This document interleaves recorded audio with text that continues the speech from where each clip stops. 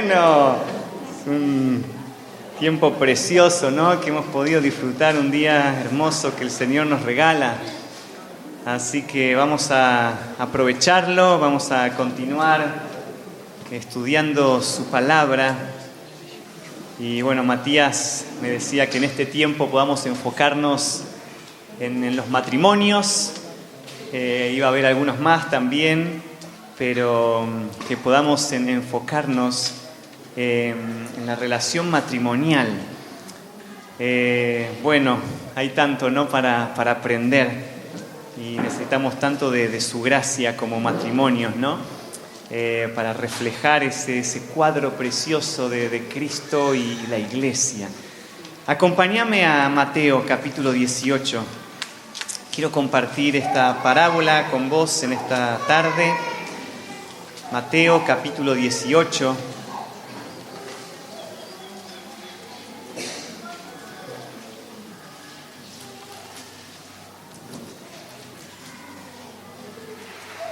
Una parábola muy conocida, la parábola de los dos deudores. Y vamos a estar hablando del perdón. Leemos del 23 al 35, tenés tu Biblia, tenés tus notas, ¿estás listo? ¿Estás lista? ¿Sí?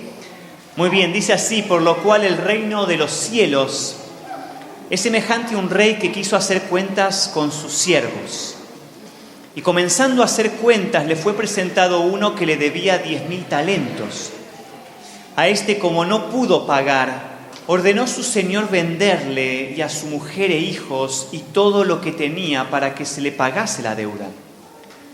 Entonces aquel siervo postrado le suplicaba diciendo: Señor, ten paciencia conmigo y yo te lo pagaré todo. El señor de aquel siervo, movido a misericordia, le soltó y le perdonó la deuda. Pero saliendo aquel siervo halló a uno de sus consiervos que le debía 100 denarios, y haciendo de él le ahogaba diciendo: págame lo que me debes. Entonces su consiervo, postrándose a sus pies, le rogaba diciendo: ten paciencia conmigo y yo te lo pagaré todo. Mas él no quiso, sino fue y lo echó en la cárcel hasta que pagase la deuda. Viendo sus consiervos lo que pasaba, se entristecieron mucho y fueron y refirieron a su señor todo lo que había pasado. Entonces, llamándole su señor, le dijo: siervo malvado, toda aquella deuda te perdoné, porque me rogaste. ¿No debías tú también tener misericordia de tu consiervo como yo tuve misericordia de ti? Entonces su señor enojado, le entregó a los verdugos hasta que pagase todo lo que le debía. Así también mi Padre Celestial hará con vosotros si no perdonáis de todo corazón cada uno a su hermano sus ofensas. Oramos. Padre, nuevamente queremos venir ante ti con un corazón humillado, con un corazón quebrantado. Y Padre, deseando que tu palabra siga transformando nuestras vidas. Y especialmente pensando ahora en nuestros matrimonios, para que podamos ser ese reflejo precioso, mi Dios, de la relación de Cristo con su iglesia a un mundo perdido. Padre, ayúdanos a poder imitar el perdón de nuestro Salvador. Dios, gracias por tu gracia sobre nosotros, gracias por tu perdón inmerecido. Y gracias, Padre, porque hoy podemos estar aquí. Obra en nuestros corazones por medio de tu palabra, te lo pedimos y agradecemos en el nombre de Jesús. Amén. Amén. Bueno, la falta de perdón, ¿no? Es un problema serio en nuestro tiempo. Y especialmente en el área del matrimonio, ¿sí o no? ¿Cuántos matrimonios viven amargados por el pasado, reviviendo una y otra vez las heridas cometidas manteniendo vivo el dolor. ¿Cuántos matrimonios guardan listas detalladas y minuciosas, ¿no?, de pecados cometidos el uno contra el otro? ¿Cuántos cónyuges no están viviendo sus vidas sin gozo, sin paz, resentidos, deprimidos, incluso transitando muchas veces por enfermedades físicas que pueden ser la consecuencia de la falta de perdón? A esto se le suma, ¿no?, que vivimos en una sociedad en donde cada vez se promueve menos el perdón. Porque esta sociedad lo que promueve es la venganza. Lo que esta sociedad promueve es la manifestación y la expresión del odio en todas sus fuerzas. Y esta sociedad ve el perdón como debilidad. Ve a la persona que perdona como alguien débil de carácter, que no sabe hacer valer sus derechos. La cantidad de demandas, ¿no?, aumenta considerablemente cada año a causa de la falta de perdón. Y el divorcio, ya sabemos, no es moneda corriente en nuestro tiempo. Ahora, a esto se le suma que los consejeros y psicólogos seculares a los cuales muchas veces recurren estas personas, justamente les dicen que no hay que perdonar. Que ellos son víctimas de las circunstancias, que deben exteriorizar su odio, que deben desahogarse y fomentan la práctica de todo tipo de terapia justamente con el fin de no contener el enojo, porque ellos creen que hacerlo no es saludable. Y entonces fomentan todo tipo de prácticas que lo que buscan es el desahogo, la exteriorización de la ira, de la amargura, del enojo. Sin embargo, nunca un esposo, ¿no?, o una esposa es más parecido a Dios que cuando perdona. Nunca una persona manifiesta más que ha nacido de nuevo que cuando perdona. Y esto es así porque perdonar no es natural. El perdón bíblico requiere el nuevo nacimiento. Por eso nada manifiesta más, como te decía, una fe genuina que nuestra disposición a perdonar. Y este es un tema con el cual tenemos que lidiar constantemente en nuestras familias, en nuestro matrimonio especialmente, ¿no?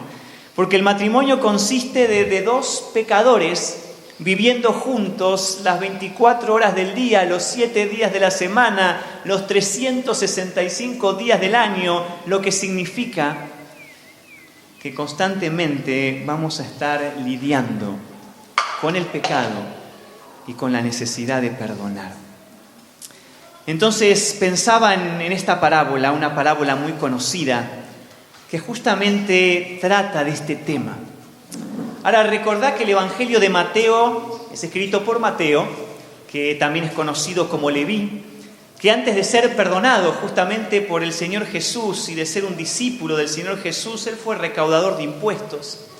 Y él escribe con el propósito de presentar a Cristo como Rey. ¿Te acordás que cada uno de los evangelios va a presentar a Cristo desde una perspectiva especial? Mateo lo va a hacer, ¿no?, desde esta perspectiva de Jesús como Rey. Marcos lo va a presentar como siervo. Tenés a Lucas que lo presenta como el Hijo del Hombre y Juan que lo va a presentar como el Hijo de Dios. Entonces Mateo se va a enfocar en presentar a Dios, ¿no?, como aquel Rey prometido, a Cristo, que fue rechazado, pero que regresará con gran poder y gran gloria. Y Mateo 18 va a representar un solo mensaje que el Señor Jesús va a dar a sus discípulos. Y en este pasaje particularmente el Señor Jesús va a mencionar a la iglesia. Por lo tanto entendemos que la enseñanza va dirigida a los creyentes, está dirigida a sus discípulos, y justamente todo el mensaje trata de cómo entrar al reino de los cielos y cómo entonces deben lidiar con el pecado los ciudadanos del reino. Y el sermón es dado por el Señor Jesús, ahí capítulo 18, versículo 1, en aquel tiempo. Es decir, el tiempo cercano antes, por ejemplo, de que Jesús anuncie su muerte. Ahí capítulo 17, versículo 22 al 23, Él va a mencionar que va a ser entregado, que Él va a morir, pero que al tercer día va a resucitar. Poco después de esto también ellos entraron y fueron a Capernaum, y ahí tenemos esa historia, ¿no?, donde había que pagar el impuesto y el Señor Jesús manda a Pedro a pescar y recoger el pez y abrirlo y juntar el dinero de allí y pagar entonces el impuesto. Poco después de estos acontecimientos, los discípulos se encuentran allí con Jesús en Capernaum, posiblemente la casa de Pedro. Y ahí entonces va a tener origen este mensaje, que comienza como respuesta a una pregunta que los discípulos hacen a Jesús, que evidenciaba el orgullo de sus corazones, el egoísmo arraigado en lo más profundo de su ser. Y la pregunta es, ¿quién es el mayor en el reino de los cielos? Ahora, esta pregunta venía de una discusión que ellos ya venían teniendo de antes, ¿no? En el camino anteriormente ellos ya se estaban preguntando quién de ellos sería el mayor en el reino de los cielos. Ahora, como te decía, hace poco tiempo Jesús acaba de anunciar su muerte. Sin embargo, en su orgullo, en su deseo de vanagloria personal, ellos son movidos a realizar esta pregunta al Señor. Y en vez de estar preocupados por la declaración del Señor, por las implicaciones de su muerte, ellos estaban preocupados por quién sería el mayor en el reino de los cielos.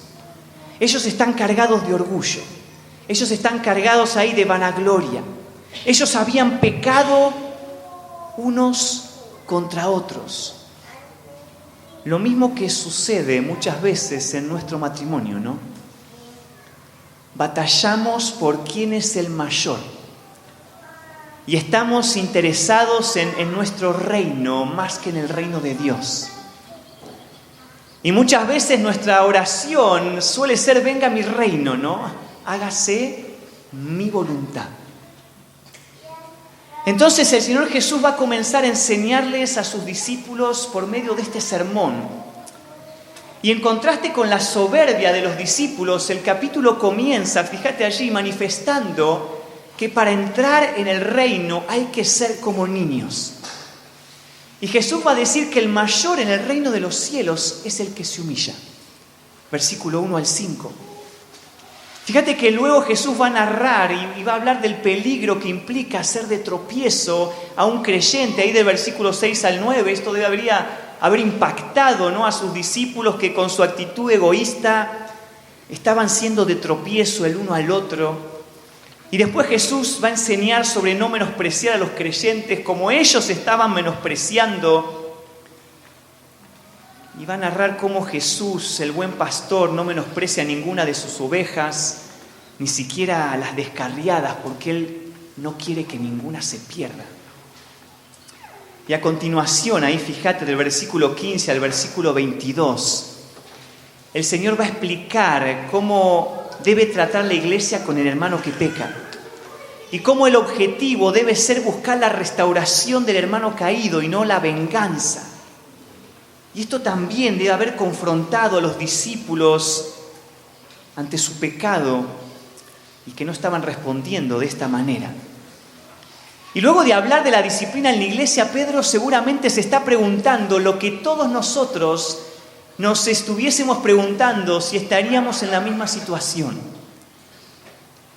¿Cuántas veces tengo que perdonar al que peca? Es la pregunta que todos nos haríamos, ¿no? La pregunta que todas las esposas se harían, ¿no? ¿Cuántas veces tengo que perdonar a mi esposo? ¿Cuál es el límite del perdón? Fíjate ahí, versículo 21 al 22. Entonces se le acercó Pedro y le dijo: Señor, ¿cuántas veces perdonaré a mi hermano que peque contra mí? ¿Hasta 7? Jesús le dijo: no te digo hasta 7, sino aún hasta 70 veces 7. Mira, posiblemente Pedro quiso mostrar un tanto de generosidad. Es una suposición, ¿no? Quizás quiso mostrar bondad, estableciendo un límite mayor al doble que la tradición judía permitía. Los judíos decían que había que perdonar hasta 7 veces y Pedro dobla esa marca, ¿no? Y un poco más, y él establece 7. Quizás él está queriendo impresionar a Jesús y a los demás discípulos con su pregunta. Quizá Pedro está queriendo demostrar que él está dispuesto a perdonar a los discípulos que en realidad no querían reconocer que en definitiva él era el mayor. Bueno, son meras suposiciones. Lo cierto es que Jesús responde hasta 70 veces 7. Ahora, con esto Jesús no está estableciendo una medida de 490 veces, sino que Él multiplicó la propuesta de Pedro para manifestar esta realidad. Debemos perdonar al pecador cada vez que peca.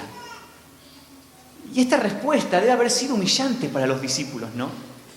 Que se quedaban cortos aún en su generosidad. Y entonces es en respuesta a esta pregunta que Jesús va a concluir su sermón contando precisamente una parábola para ejemplificar el perdón bíblico. Ahora, claramente la parábola no tiene la intención de hacer un paralelo exacto con la obra de salvación y no vamos a buscar una conexión en cada uno de esos puntos, sino centrarnos en la idea central. Y pienso que podemos dividir esta historia en 4 escenas, que vos podés tomar notas allí en tus apuntes, porque la primera escena va del 23 al 25, y esta es la escena de la deuda impagable.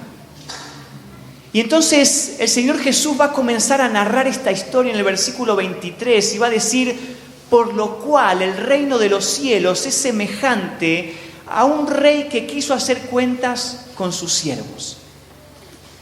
¿Ves? Por lo cual. Es decir, en respuesta a la pregunta de Pedro de cuántas veces debo perdonar a mi hermano, que a su vez viene de la enseñanza, ¿no?, acerca de la disciplina en la iglesia del Señor y que tiene que ver con la pregunta inicial: ¿quién es el mayor? El Señor Jesús va a contar una historia para ejemplificar de forma bien gráfica el perdón bíblico. Claramente el rey representa a Dios y los siervos a sus hijos, y la parábola va a ilustrar no solo cómo Dios nos perdona, sino cómo nosotros debemos perdonarnos los unos a los otros. Y entonces comienzan a traerle a aquellos siervos deudores a este rey. Y dice el versículo 24 que comenzando a hacer cuentas le fue presentado uno que le debía 10.000 talentos. Bueno, esta cifra, 10.000 talentos, así como 70 veces 7, lo que está representando no es una cifra numérica, sino una cantidad ilimitada. Está haciendo referencia a una deuda impagable.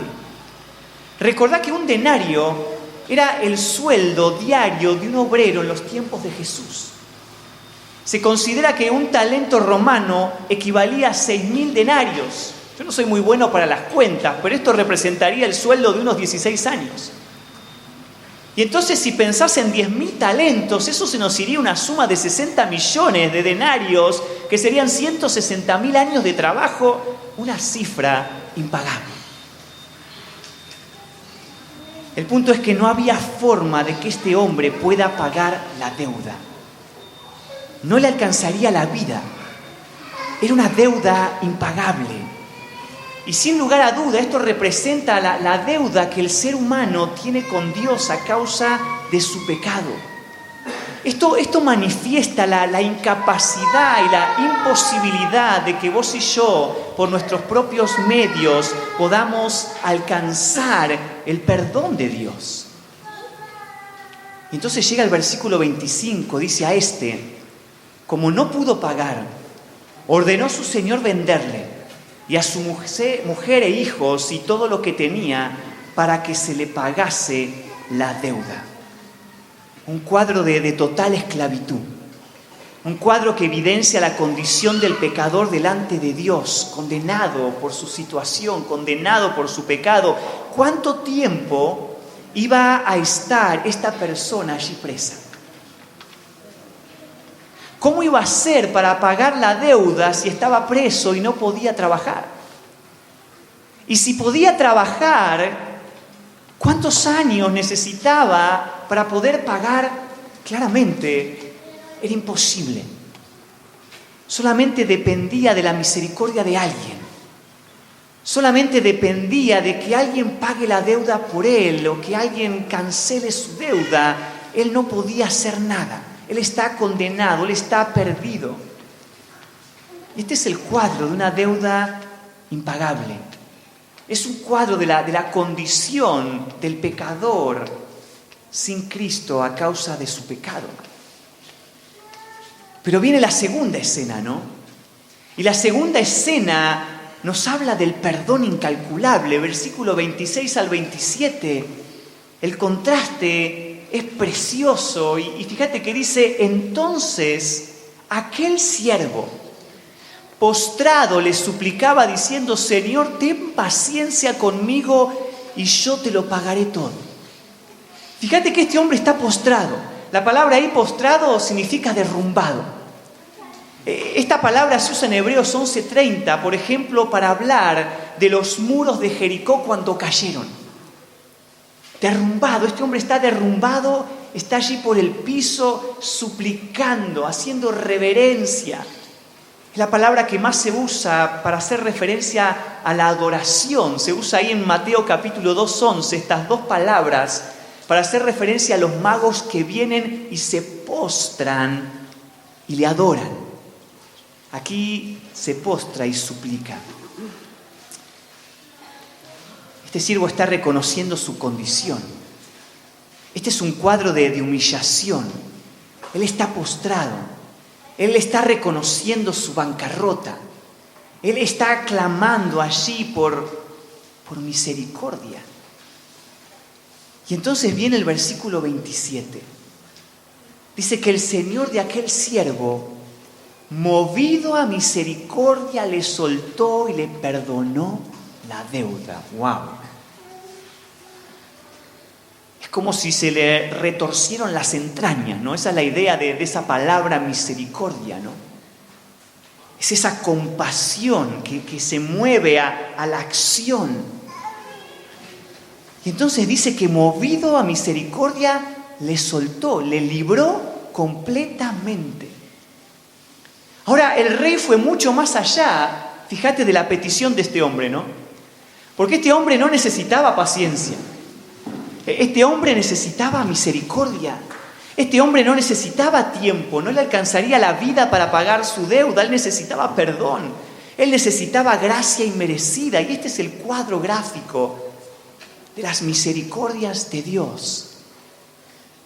Es el cuadro de un hombre con una deuda impagable que clama por misericordia y recibe un perdón incalculable. Ahora, ante esta realidad, ¿no deberíamos hacer lo mismo nosotros en nuestra relación matrimonial? ¿No deberíamos perdonar como Dios nos perdonó? Fíjate el tercer cuadro, porque esto impacta profundamente a lo que acaba de suceder, porque es la escena de la actitud despreciable.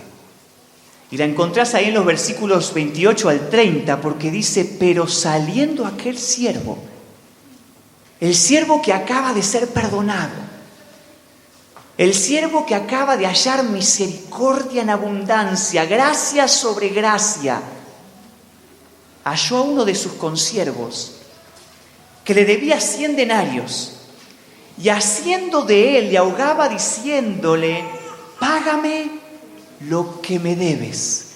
Fíjate esa expresión, saliendo.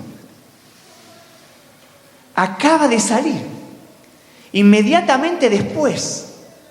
Este es el siervo que acaba de ser perdonado y que se encuentra ahora con uno de sus consiervos. No sabemos si esto fue intencional. ahora posiblemente lo haya ido a buscar. Y el texto dice que le debía ¿cuánto? 100 denarios. 100 denarios representaba el salario de 3 meses de trabajo.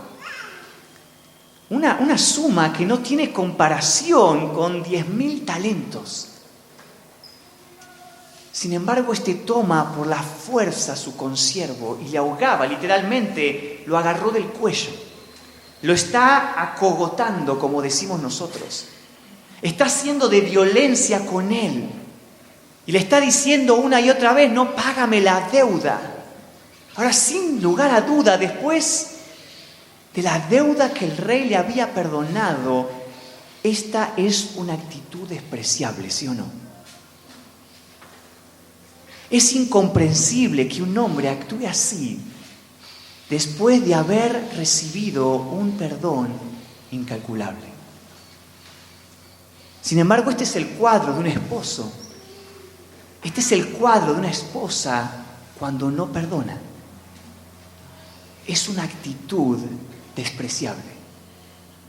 Y este es exactamente el punto del Señor. Cuando un creyente actúe de esta manera, es incomprensible, ¿no?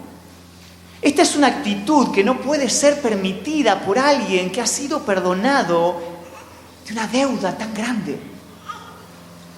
Sin embargo, muchas veces, tristemente, vos y yo actuamos así, pensando en nuestros intereses, pensando en nuestro reino, pensando en quién es el mayor.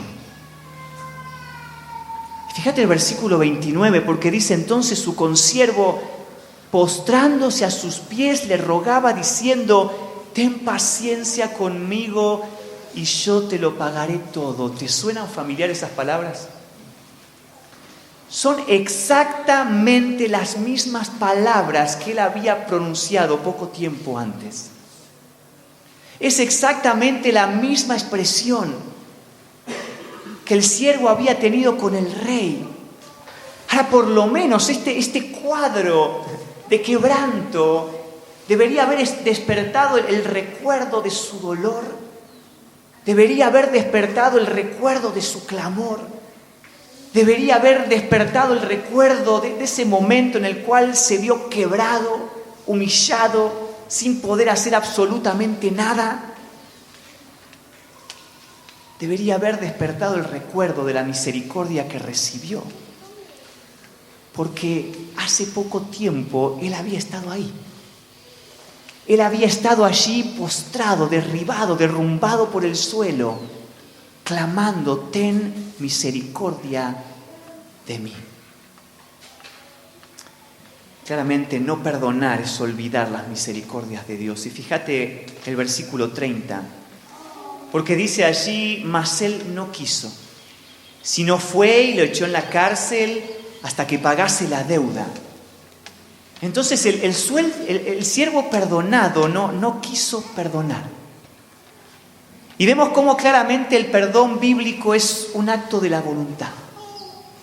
Y esto es lo que vos y yo hacemos en nuestro matrimonio cuando no perdonamos. Nos ponemos en el banquillo de juez. Y acusamos, condenamos, sentenciamos. Queremos que se cumplan mis derechos. Reclamamos, condenamos, queremos que el otro pague. Y nos disponemos a hacer lo que sea para que el otro pague su deuda. Creemos que es justo, creemos que tenemos el derecho, creemos que estamos en lo cierto, nos disponemos a castigar. Una actitud despreciable, ¿no? Una actitud muy triste para alguien que ha recibido un perdón incalculable. Y cierra la escena con la consecuencia inevitable. Versículo 31 al 35. Fíjate cómo continúa la historia, porque viendo sus consiervos lo que pasaba, se entristecieron mucho. Y fueron y refirieron a su señor todo lo que había pasado. Y esto es lo que debería causar en nuestro corazón la falta de perdón. Mira, al reconocer que muchas veces actuamos así, debería invadirnos una profunda tristeza. Y ellos entonces van al rey y le cuentan la situación. Dice que entonces, llamándole su señor, le dijo: siervo malvado, toda aquella deuda te perdoné porque me rogaste. ¿No debías tú también tener misericordia de tu consiervo como yo tuve misericordia de ti? Y este es el punto. Esta es una pregunta retórica que se responde por sí sola, ¿no? Que está buscando justamente traer convicción. Claro que sí. Claro que esta es la manera en la que debería haber actuado. Claro que esta es la forma en la cual debería haber perdonado.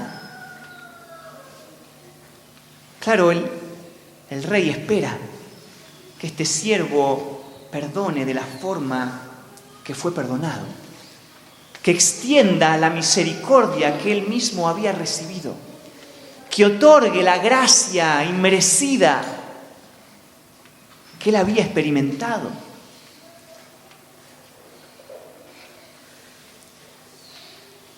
Y entonces el rey decide castigarlo. Y dice el versículo 34, entonces su señor enojado le entregó a los verdugos hasta que pagase todo lo que le debía. Y Dios claramente disciplina a sus hijos, lo sabemos, ¿no? Y aún su disciplina es un medio de su gracia para que nos arrepintamos y volvamos al Señor.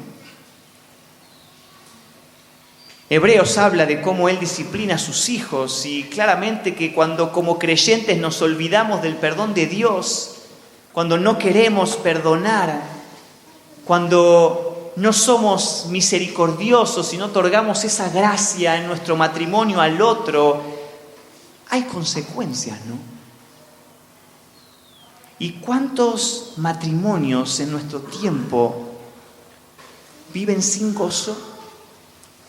Viven sin paz, viven resentidos, amargados, como te decía, con listas detalladas de pecados pasados, recordando una y otra vez y reavivando los recuerdos de situaciones.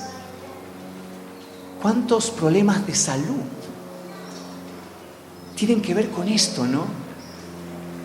Hoy se habla tanto de intestino irritable. ¿Cuántas cosas tienen que ver con pecado? A veces problemas de presión, úlceras en el estómago, por la amargura, el resentimiento y la falta de perdón. Ahora, para estas alturas, los discípulos seguramente están totalmente indignados, como vos y como yo, ante la actitud de este siervo, ¿no?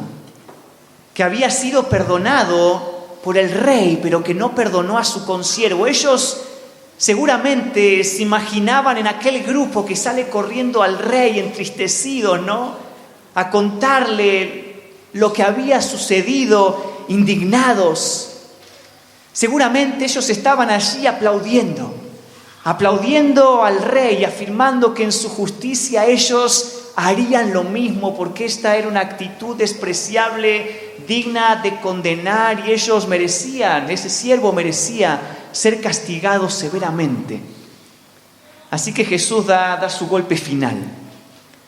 Y en el versículo 35 dice: así también mi Padre Celestial hará con vosotros, si no perdonáis de todo corazón cada uno a su hermano sus ofensas.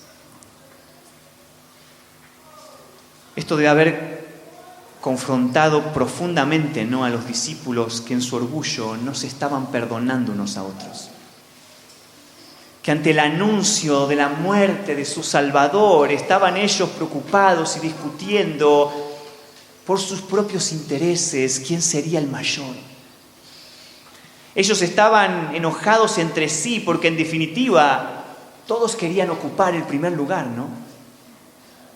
Estaban pensando en su reino, estaban pensando en sus derechos y no en el reino de Dios y su gloria. claramente aquí no está haciendo referencia al perdón salvífico cuando Dios le dice tampoco yo les perdono, sino que está haciendo referencia al perdón relacional. Y es que no podemos tener comunión con Dios si no perdonamos a nuestro esposo, si no perdonamos a nuestra esposa. Entonces, ¿cómo lidiamos con el pecado en nuestro matrimonio? ¿Cómo respondemos ante las ofensas de nuestro cónyuge? ¿Cómo podemos ayudar a otros que quizás están lidiando con la falta de perdón en sus vidas? Bueno, sin duda que vos y yo necesitamos de la gracia del Señor. Necesitamos de la dependencia en el Espíritu, como hablábamos a la mañana. Necesitamos del poder de su palabra obrando en nuestros corazones, trayendo convicción. Porque el llamado a perdonar en algunos contextos puede ser uno de los más difíciles quizás de obedecer en la Escritura. El llamado a perdonar puede parecer abrumador. Y es posible que te encuentres allí con alguien que en su dolor él está pensando que no puede hacerlo.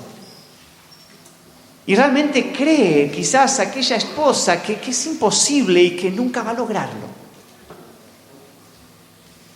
Hay pecados terribles, ¿no?, que muchas veces se cometen en el contexto del matrimonio. Y el camino hacia el perdón puede ser a veces lento y requiere tiempo.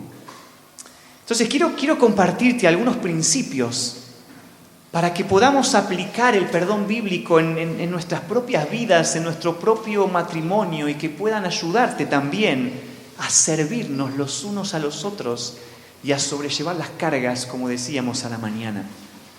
Entonces, en primer lugar, recordad las misericordias de Dios. Mira, ¿querés perdonar como Dios te perdonó? Bueno, tenés que recordar. Tenés que recordar la gracia inmerecida. Tenés que recordar en la bancarrota espiritual en la que estabas cuando Dios derramó su gracia sobre vos y te perdonó la deuda, una deuda impagable. Y este es el punto de partida tanto para alguien que no conoce del Señor y que por lo tanto no puede perdonar, como para aquel creyente que se ha olvidado de las misericordias de Dios. Esto es lo que el siervo no hizo y lo que vos y yo necesitamos hacer. La base de nuestro perdón hacia otros es la obra de Cristo a nuestro favor. Pablo lo dijo, ¿no? Hay en Colosenses 3:12, vestíos pues como escogidos de Dios, santos y amados, de entrañable misericordia, de benignidad, de humildad, de mansedumbre, de paciencia, soportándoos unos a otros y perdonándoos unos a otros si alguno tuviere queja contra el otro. Pensá en tu relación matrimonial. ¿Cuáles son tus quejas? ¿Cuáles son tus reclamos? ¿Cuáles son esos derechos que crees tener de la manera que Cristo os perdonó? Así también hacedlo vosotros. En Efesios, un pasaje paralelo, la misma enseñanza, Quítese de vosotros toda amargura, todo enojo, toda ira, toda gritería y maledicencia y toda malicia.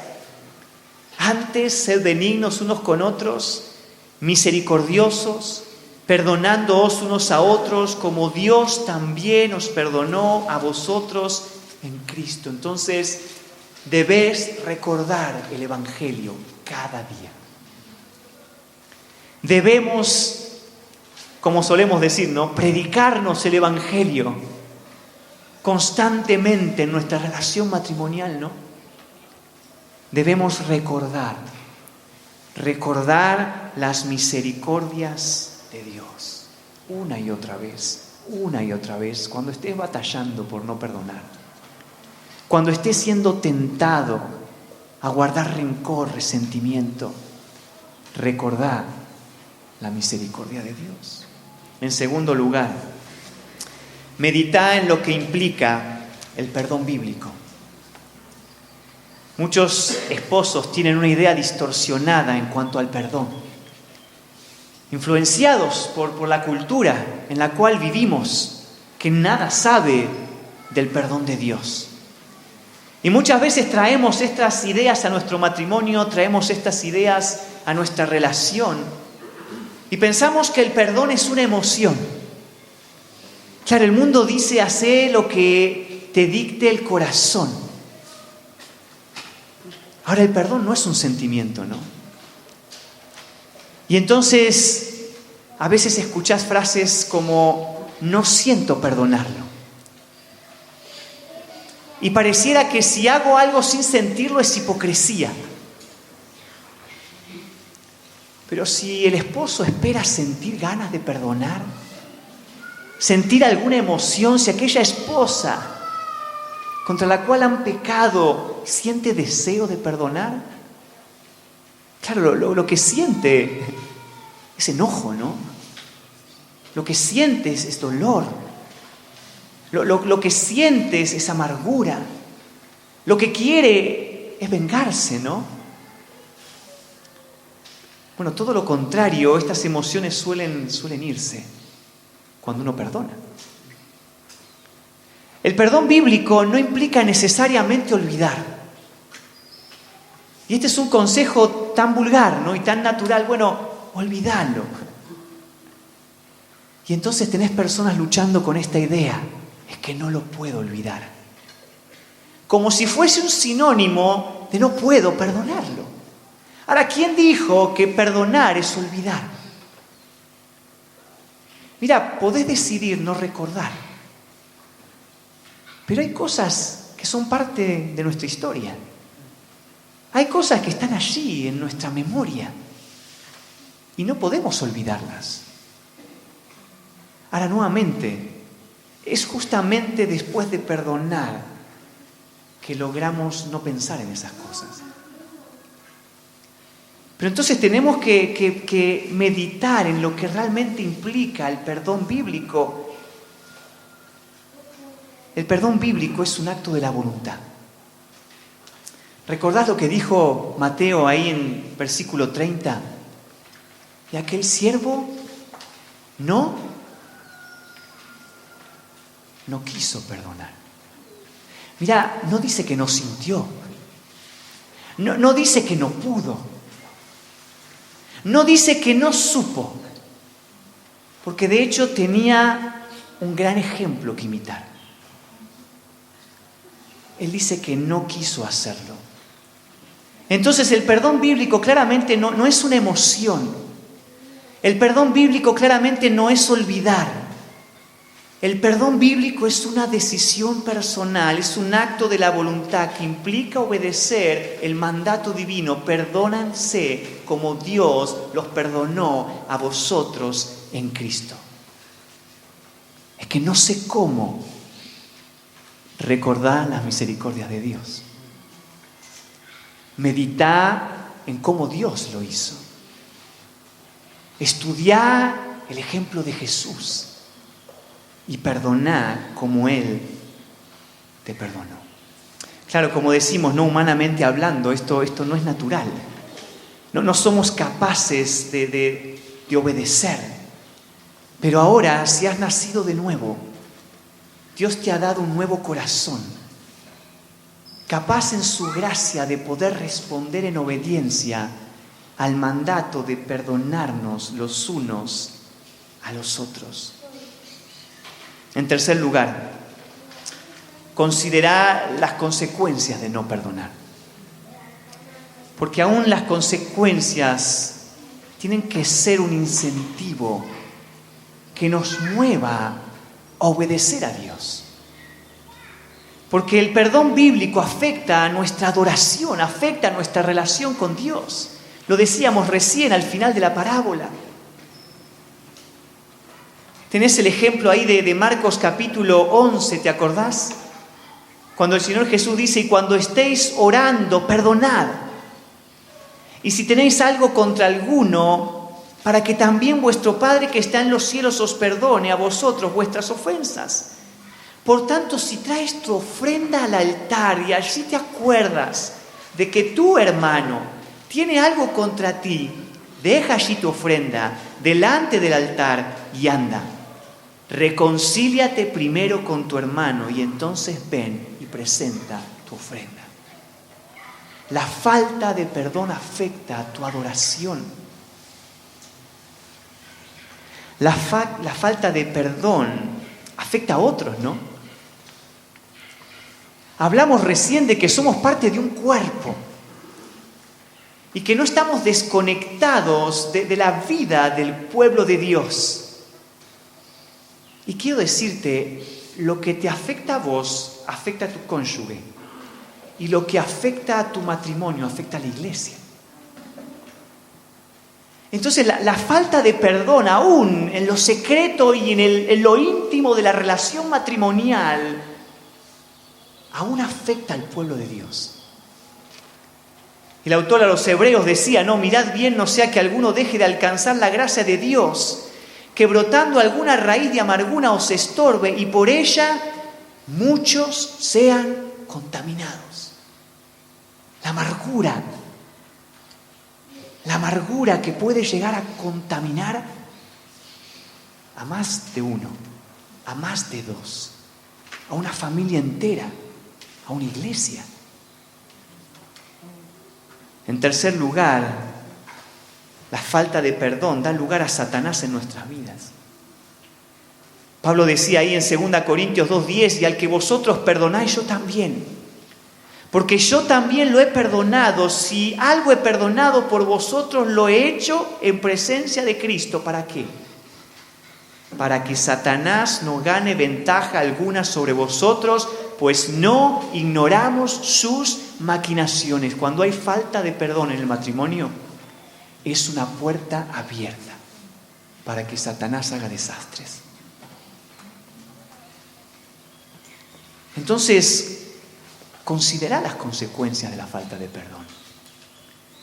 Mira, no es menor. A veces en el lidiar con el pecado es algo tan diario que tomamos la reconciliación y el perdón de forma muy liviana. Y a veces dejamos pasar las cosas en vez de tratarlas como deberíamos tratarlas. Por último, practica el perdón bíblico, porque esto es lo que el Señor Jesús le está mandando aquí en la parábola, ¿no? Perdónense unos a otros. Perdónense unos a otros. Y entonces, de forma bien práctica, pon en práctica algunos principios que te van a ayudar a ejercitar el perdón. Algunos la han llamado las 4 promesas del perdón, otros las 4 determinaciones del perdón.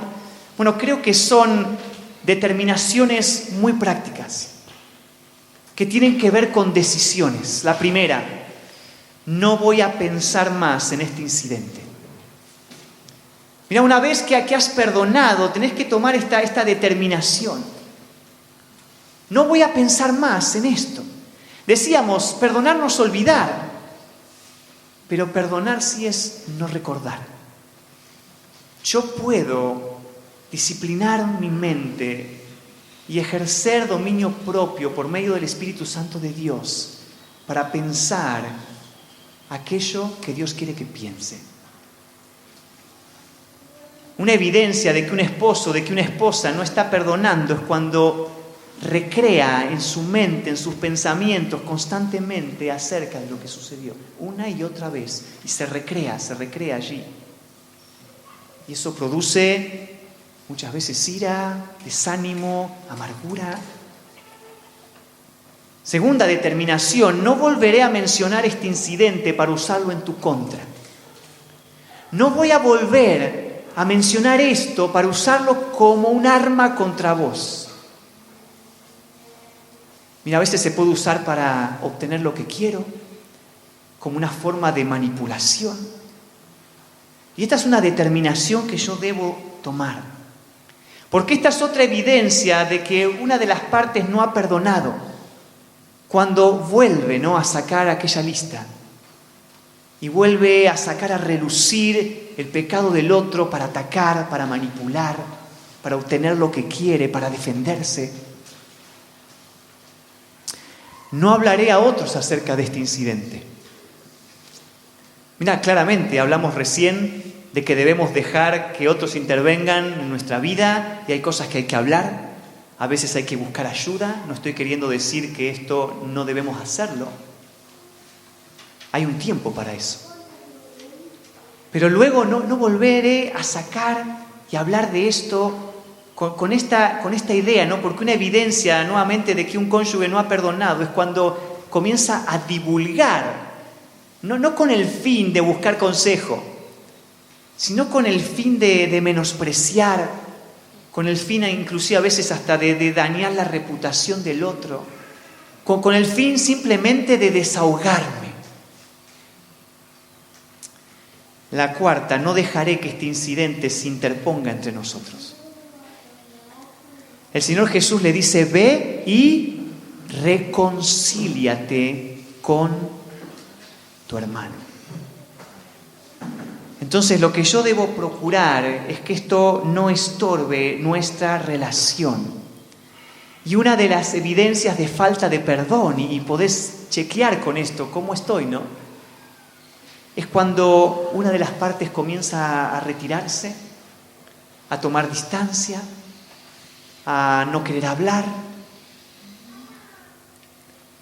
Está dejando que este incidente se interponga en la relación. Entonces, comprometete a estas 4 determinaciones. En segundo lugar, renuncia a actitudes pecaminosas y expectativas no realistas. Por ejemplo, lo voy a perdonar, pero cuando se gane el perdón. Esa es una actitud pecaminosa, ¿no? Esperar que el esposo o esperar que la esposa se gane o merezca el perdón. Ninguno de nosotros merecía el perdón de Dios, ¿no? El deseo de castigar, de agregar castigos, ¿no? Aún a las consecuencias ya naturales propias del pecado, ¿no? Lo voy a perdonar, pero que sufra un poquito más. Que se quede ahí sufriendo un buen tiempo para que aprenda, para que sepa, ¿no?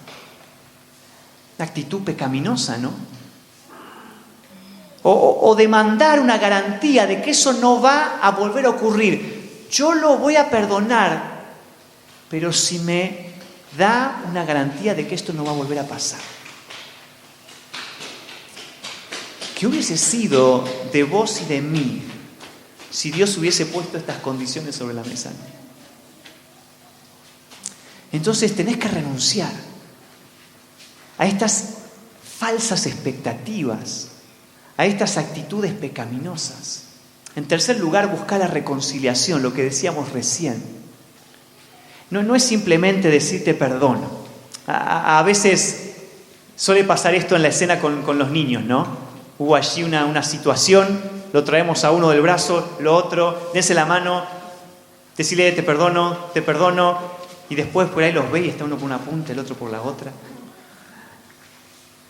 No es simplemente una frase, ¿no? Sí, te perdono. A veces esa expresión significa más, no quiero hablar de esto, que quiero que la relación vuelva a estar en el punto, por lo menos, anterior a este conflicto. Y esa es la idea de la palabra reconcíliate con tu hermano, volvé a ser amigo. Esa sensación de que hay una barrera, de que algo no está bien, debe desaparecer. La relación incluso cuando hay perdón bíblico vuelve a ser aún más estrecha y más profunda de lo que fue antes. Por último, practica la dinámica del cambio. Los consejeros hablan usando esta expresión.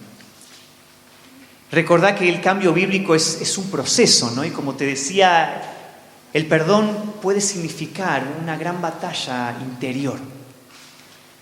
Y entonces debemos ejercitarnos en esta dinámica que Dios nos ha dado en su palabra, ¿no? Para cambiar. en pensamientos, en palabras y en acciones. Fíjate ahí el pasaje de Efesios 4, porque ese es un pasaje claro que nos habla justamente de esta dinámica del cambio bíblico. Y dice ahí Efesios capítulo 4, versículo 31, quítese de vosotros. Entonces hay cosas que quitar. Y este es el primer aspecto. ¿Y qué es lo que hay que quitar? Fíjate, amargura, enojo, ira, gritería, maledicencia, toda malicia. Todas manifestaciones ¿de qué? De la falta de perdón, ¿no? Y hay cosas que poner. No podemos quedarnos allí.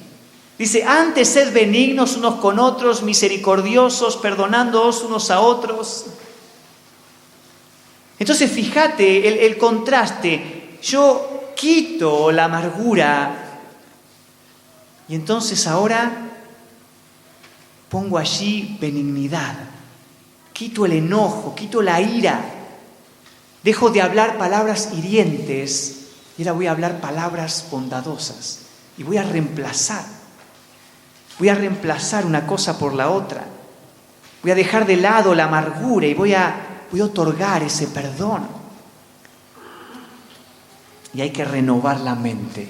Ese es el tercer aspecto de la dinámica, ¿no? Y dice allí, como Dios también os perdonó a vosotros en Cristo.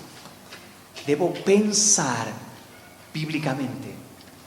Debo pensar, así como habla de Filipenses, ¿no? Filipenses 4, el versículo 8. Entonces, si tenés allí tu lista de pecados de tu esposo, de tu esposa, podrías hacer la tuya propia, ¿no? De tus años pasados sin Cristo, de tus años con Cristo y de lo que podrías seguir adelante, ¿no?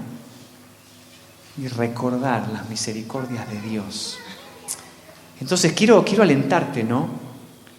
A que podamos realmente perdonar. Y que el perdón en nuestro matrimonio no sea una frase hecha para salir del paso. No sea una expresión meramente para no enfrentar la tensión de lidiar con el pecado en nuestro matrimonio. No sea una frase que significa más, no quiero hablar de esto, que realmente buscar la reconciliación. Que podamos perdonarnos como Dios nos perdonó. Y que en un mundo donde los matrimonios están deshechos, en un mundo, como decíamos, donde el divorcio es moneda corriente, que el perdón bíblico pueda exaltar y ser un faro en medio de la oscuridad que estamos viviendo, que ilumine y que manifieste aquel cuadro glorioso de Cristo y su iglesia. ¿Qué podría estar manifestando la falta de perdón en tu vida? ¿Cuáles son algunas razones no válidas que uso como excusas para no perdonar? ¿De qué manera hoy puedo comenzar a practicar el perdón bíblico en mi matrimonio? Oramos. Padre, gracias te damos por tu gracia inmerecida.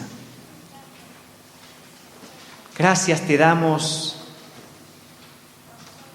porque nos has rescatado